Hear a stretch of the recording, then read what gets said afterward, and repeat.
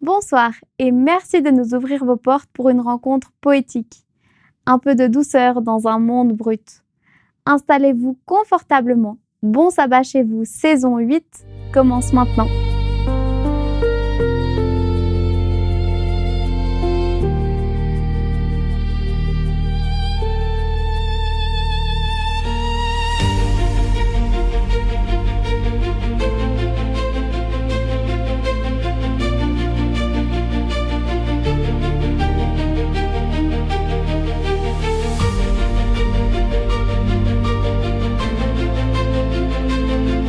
Bienvenue à Bon Sabbat chez vous.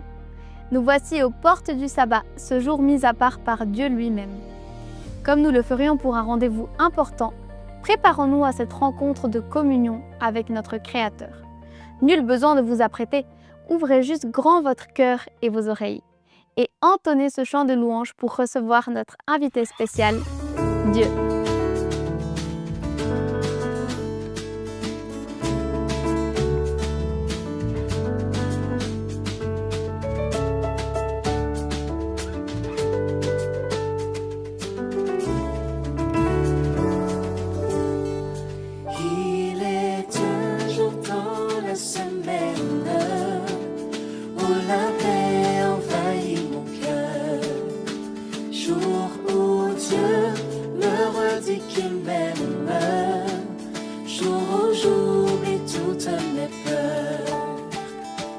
C'est un bonheur pour nous de savourer ce jour, merveilleux sabbat. Oh sabbat, vois comment tu es important pour moi. Le sabbat nous rappelle Le sabbat nous rappelle la création, la beauté du soleil la levant. beauté du soleil levant, le chant des oiseaux et le souffle du vent. Dès qu'il se termine, j'attends le suivant. C'est un bonheur pour nous C'est un bonheur pour nous de savourer ce jour de savourer ce jour merveilleux. merveilleux sabbat. Oh sabbat, Oh sabbat, vois comment tu es important pour moi. Précieux sabbat, oh sabbat, vois comment tu es important pour moi. merveilleux. Merveilleux sabbat, oh sabbat, vois comment tu es important pour moi. Précieux sabbat, oh sabbat, vois comment tu es Important pour moi. important pour moi.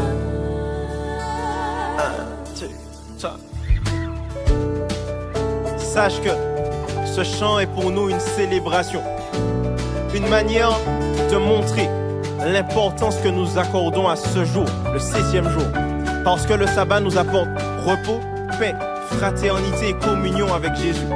Nous voulons chanter merci Jésus. Merci Jésus pour ça. Je te remercie d'avoir créé le sabbat. Oui, merci Jésus. Merci Jésus pour ça. Je te remercie d'avoir créé le sabbat. Oh, merci Jésus. Merci Jésus pour ça. Je te remercie d'avoir créé le sabbat. Merci Jésus pour ça. Je te remercie d'avoir créé le sabbat. Est-ce qu'on peut le chanter plus haut? Merci Merci Jésus pour ça. Je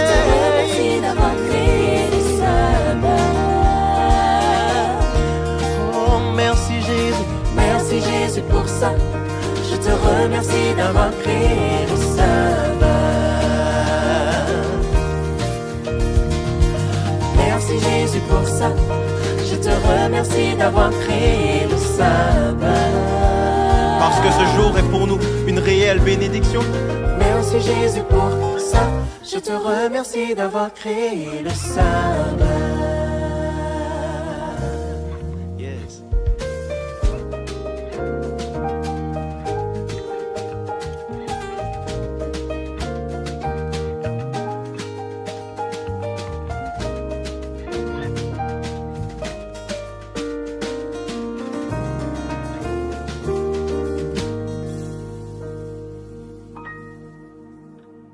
Pour ceux qui arrivent maintenant, bienvenue à l'émission Bon Sabbat chez vous.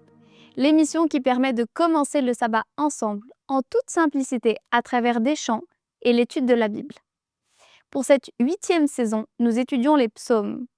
Cette émission est produite par le centre Espoir Média qui est basé en Suisse.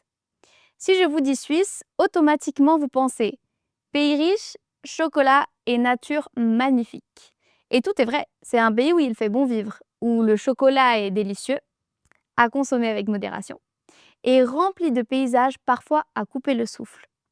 Tout le monde devrait avoir la chance de voir une fois dans sa vie les majestueux lacs suisses, environnés des hautes montagnes encore plus majestueuses. C'est beau d'être au bord de l'eau et de lever les yeux face à des pics encore enneigés en plein été. Cela nous fait nous sentir tout petits. C'est justement le thème du psaume 121. Les montagnes et ce sentiment de petitesse, pas la Suisse, que nous explorons tout de suite avec notre invité.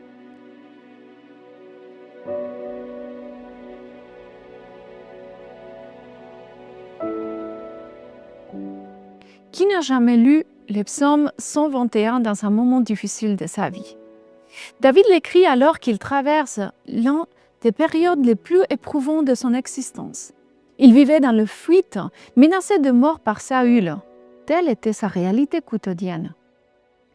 Samuel l'avait honte comme le prochain roi d'Israël. Et pourtant, à ce moment-là, Saül occupait encore le trône. Puis, une nouvelle bouleversante lui parvint. Le prophète de Dieu était mort. Samuel reposait désormais auprès du Seigneur. Mais David, lui, s'est retrouvé seul, sans la protection de celui qui parlait au nom de Dieu. Comment saura-t-il désormais que le moment d'être roi était venu? Qui le guiderait face aux défis à venir, s'il n'y avait plus personne à qui demander conseil dans les moments de détresse? David était accablé, se sentait seul et abandonné.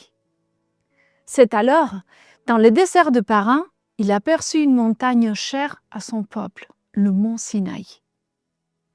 Ses yeux se portant vers cette montagne d'environ 2000 mètres d'eau, là même où Moïse avait autrefois parlé avec Dieu. Et David se souvint, même si Samuel était parti, il n'était pas seul. Son refuge n'était pas le prophète Samuel, mais les dieux que Samuel servait. C'était ainsi que naquit ce psaume si beau qui nous rappelle qu'il y a quelqu'un qui veille sur nous, jour et nuit, sans jamais se laisser. Dans cette belle région montagneuse où nous vivons, il n'est pas difficile de comprendre David. Quand tu contemples la hauteur de montagnes qui nous entourent, tu réalises que celui qui les a créées doit être plus fort et plus puissant qu'elle, car c'est lui qui les gouverne. Le créateur de ces montagnes, c'est lui qui les a placées exactement là où elles se trouvent, ne dort jamais, car il veille sur moi. Il est mon secours. C'est lui qui s'est penché pour façonner la terre et me donner la forme que j'ai aujourd'hui. C'est lui qui a pensé à moi avant même ma naissance. Il est à mes côtés, veillant sur moi sans jamais s'endormir. Sans s'endormir. As-tu déjà dû garder un feu allumé pendant toute la nuit pour qu'il ne s'éteigne pas? Quelle tâche ardue! La fatigue t'évanouit, tes yeux refusent de rester ouverts. Tu luttes contre toi-même pour ne pas céder au sommeil. Mais finalement, tout ne tient plus. Tu fermes les yeux quelques secondes, du moins c'est que tu crois. Et quand tu les rouvres, le feu s'éteint. David savait que cela pouvait lui arriver à lui-même, mais pas à son Créateur. Avec les temps et les épreuves que Dieu lui avait fait transverser, il avait compris une chose, son Dieu ne dort jamais. Pour lui, il n'y a ni sommeil à vaincre, ni lutte à gagner. Dieu reste toujours éveillé, toujours attentif, toujours en train de veiller sur ses plus précieux trésors, nous. Quelle belle espérance, n'est-ce pas? De quoi as-tu peur? Ce qui t'inquiète, cela n'a pas d'importance, car le Seigneur te dit, je suis avec toi, jour et nuit, jour après jour. Rien ne pourra te faire du mal, car ton secours vient d'en haut, de moi, le Créateur du ciel et de la terre. En seulement 8 versets, David emploie 6 fois le même mot, shamar, qui signifie garder, protéger. Même dans la culture hébraïque, ce verbe a un son encore plus profond. Il évoque l'idée d'entourer quelque chose d'une haie d'épines pour le protéger. 6 fois, David insiste, Dieu a dressé une clôture autour de toi pour que rien de mauvais n'y t'atteigne, pour te chômer. Mais peut-être que le doute t'envahit maintenant, car après tout, c'était l'histoire de David. Saül n'a jamais réussi à lui ôter la vie et David a fini par régner. Mais et si ce n'était pas ton histoire? Et si autour de toi, tu voyais au contraire la destruction, des problèmes plus douloureux que la mort elle-même, la maladie, le désespoir, la peur, la dépression? Ce psaume sera-t-il aussi pour toi? David écrit ce psaume non pas depuis la tranquillité d'une vie où tout serait enfin résolu, mais depuis la sécurité qui lui donne la foi. Il sait en qui il a cru. Son ami et mentor est mort, mais celui qui le poursuit est toujours vivant et bien décidé à le retrouver pour le tuer. David ne compose pas ces psaumes à la fin de ses jours, quand il peut déjà regarder en arrière et constater qu'il a eu une belle vie malgré les difficultés. Il écrit en pleine fuite, tourmenté par la peur. Mais lorsqu'il regarde vers le Sinaï, il se souvient des années auparavant où notre peuple avait aussi connu la peur. Ils s'étaient poursuivis par ceux qui les avaient réduits en esclavage. Pendant des années, ces mêmes hommes qui maintenant voulaient les tuer pour se venger des plaies qu'ils étaient abattus sur eux. Mais ils n'ont jamais pu les entendre. Une colonne de feu les protégeait les nuits et une nue les couvrait le jour. David se remémore de cette histoire qu'on lui avait tant de fois racontée. Il regarde autour de lui et lutte intérieurement. Veux-je me laisser emporter par ma tristesse ou veux-je faire confiance à celui qui m'a déjà tant de fois prouvé son amour et sa protection? Quelle décision difficile à prendre dans un tel moment? D'où viendra le secours? Il ne peut venir que de celui-ci qui m'a créé, de ses propres mains, de celui-ci qui m'a choisi avant même ma naissance. Mon cher ami, quelle décision à la fois simple et si difficile.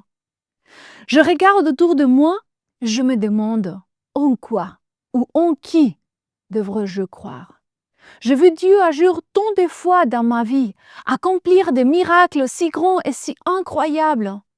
Et pourtant, la peur me paralyse et la doute veut évanouir mon esprit. Le fera-t-il encore? L'a-t-il vraiment fait auparavant? Quel grand exemple celui-ci de David.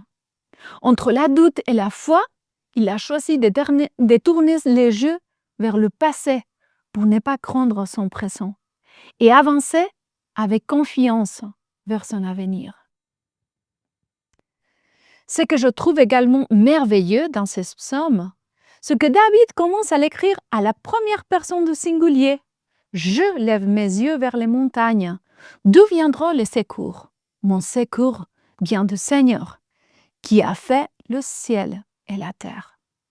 Mais dans 2 versets, David parle avec l'assurance, car il sait en qui il a cru. Il sait que son secours vient de celui qui des années auparavant, avait demandé à son prophète de l'oindre comme roi. Mais juste après, il change de registre et passe à la deuxième personne du singulier. Il ne permettra pas que ton pied chancelle. David utilise alors ces psaumes, cette certitude que lui donne la foi, pour te dire à toi aussi, ne t'inquiète de rien, car celui-ci qui me protège à moi, te protégera à toi aussi. David ne se sert pas de son histoire personnelle pour son seul bénéfice. Il veut que celui-ci qui entend son chant sache que c'est ce même Dieu veut être son gardien, son chamard également. Quelle leçon précieuse nous donne ici celui-ci qu'on appelle l'ami de Dieu. Et quelle manière si simple de nous enseigner quelque chose d'essentiel. Ne garde pas pour toi seul la bénédiction d'avoir un Dieu à tes côtés. Partage-la. Parle à celui qui souffre. Partage avec celui qui a peur. Apporte-leur la certitude qu'ils ont été créés par des propres mains et qu'ils n'ont pas été abandonnés au hasard. Transmettent leur amour profond que Dieu ressent pour ses créatures. Un amour si grand qu'il ne permettra pas que leur souffrance les détruise. Dans cette société où nous vivons, où le désespoir semble s'être emparé de l'avenir des hommes, quel psaume merveilleux pour leur rappeler qu'il y a quelqu'un qui veille sur eux, quelqu'un qui ne dort pas parce qu'il veut les garder, et qui ni le sommeil ni la lune n'ont le pouvoir de leur nuire, car quelqu'un vit pour eux et à cause d'eux. Je me souviens la première fois où mon fils est tombé malade. En quelques minutes à peine, sa température atteignait déjà 40 degrés. Je suis infirmière, je connais la théorie à la perfection. Je savais exactement qu'il fallait faire. Et je l'avais fait pas à peu, sans rien laisser au hasard. Et cette nuit-là, je n'ai pas dormi. J'en pouvais pas. Même si le thermomètre indiquait que les médicaments et les soins physiques avaient fait effet, même si sa température était redevenue normale, je suis restée éveillée toute la nuit, par peur qu'elle ne remonte sans que je m'en aperçoive. 11 ans ont passé, et je me souviens encore de cette première nuit de fièvre, la première d'une longue série. Mais cette nuit-là, j'ai compris que ma réalité avait changé. Désormais, il y avait quelqu'un dont je ne pourrais plus jamais cesser de m'inquiéter. D'abord, c'était mon fils, et puis après ma fille. C'est là l'amour d'une mère et d'un père. Cet amour qui veille, qui ne dort plus, parce qu'il aime tant ses enfants, que la simple idée qu'il puisse offrir lui ôte le sommeil. Je ne sais pas si David a connu de telles nuits d'insomnie pour ses enfants, mais je sais qu'il savait que Dieu, lui, ne dort jamais en pensant que tout ira bien. Dieu possède un amour si profond pour nous qu'il ne baisse jamais la garde, pas en seule seconde. Mon cher ami, ma chère amie, ces psaumes nous offrent une paix profonde, la paix de savoir que Dieu est toujours à nos côtés, quelles que soient les circonstances. Mais il ne faut pas oublier que ces psaumes nous rappellent aussi une mission, la même que Jésus nous a confiée et que David, bien avant d'être roi, avait déjà comprise. Il y a tant de gens dehors qui attendent que ton expérience, ton comportement, ta façon de parler leur redonne l'espérance dont ils ont tant besoin. Ta vie et la mienne sont des psaumes écrits par Dieu. La question est, à quelle personne sont-ils écrits? Ne parle-t-il que de moi? Ou bien part-il de ton expérience pour transformer la vie de ceux qui t'entourent? David savait qu'il avait été appelé à rapprocher le peuple d'Israël du cœur de Dieu. Et toi, tu es appelé à rapprocher ton entourage des bras de celui qui les aime tant qu'il ne permettra pas que leurs pieds chancellent. Dans une société où les mots sont souvent réduits à une théorie vide, sans mise en pratique, peut-être est-il le temps d'écouter Saint François d'Assise. Prêcher l'Évangile en tout temps, et si nécessaire, utiliser des mots. Peut-être sommes-nous appelés à manifester l'amour de Jésus chaque jour, à travers nos actions, notre respect, notre accueil, notre amour inconditionnel, dans notre souci de démunis, dans la visite du malade, dans les soins portés à l'oublié.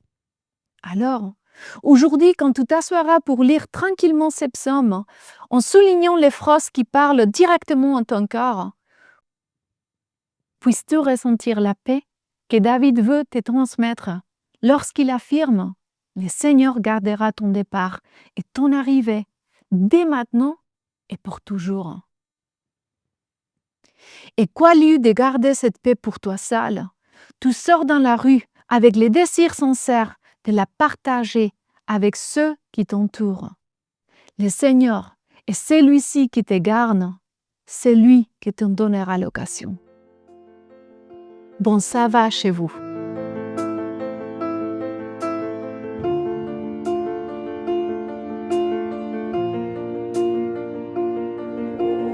Tes voix dans ma tête ne cessent de me dire que je ne suis rien.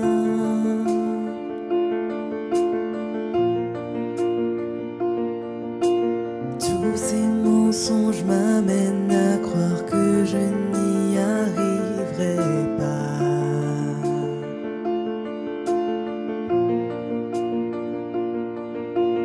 Ma vie ne se résume-t-elle qu'à des moments de haut, de bas?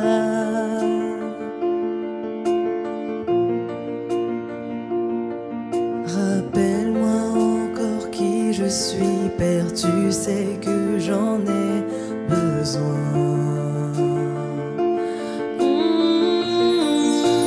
Tu dis que tu m'aimes quand je ne ressens rien. Tu dis que je suis fort, même quand je me sens faible. Tu dis que tu me tiens, même si je crois tomber. Quand je me sens oublié, tu dis que je suis à toi. Oh oui, je crois. Oh oui, je crois. Ce que tu dis de moi. Oh oui, je crois. La seule chose qui compte à présent, c'est ce que tu penses de moi.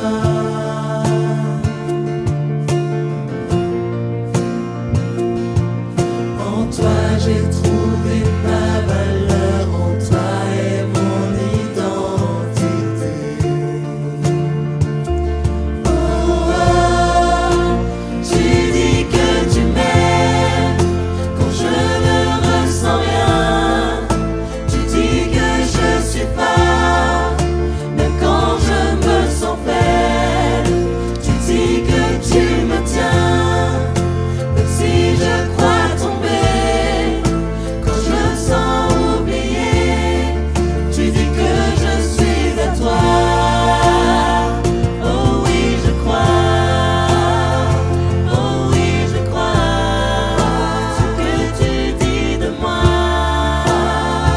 Oh oui, je crois.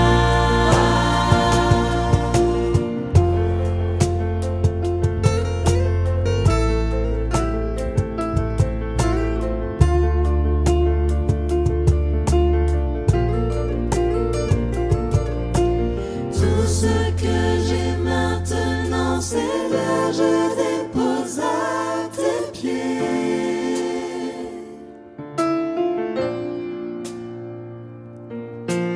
À toi soient tous mes échecs, à toi soient toutes mes victoires. Oh, ah,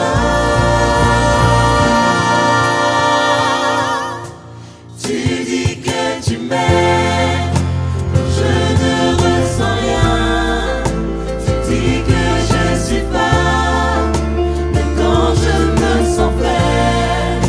Tu dis que tu me tiens, même si je crois tomber. Quand je me sens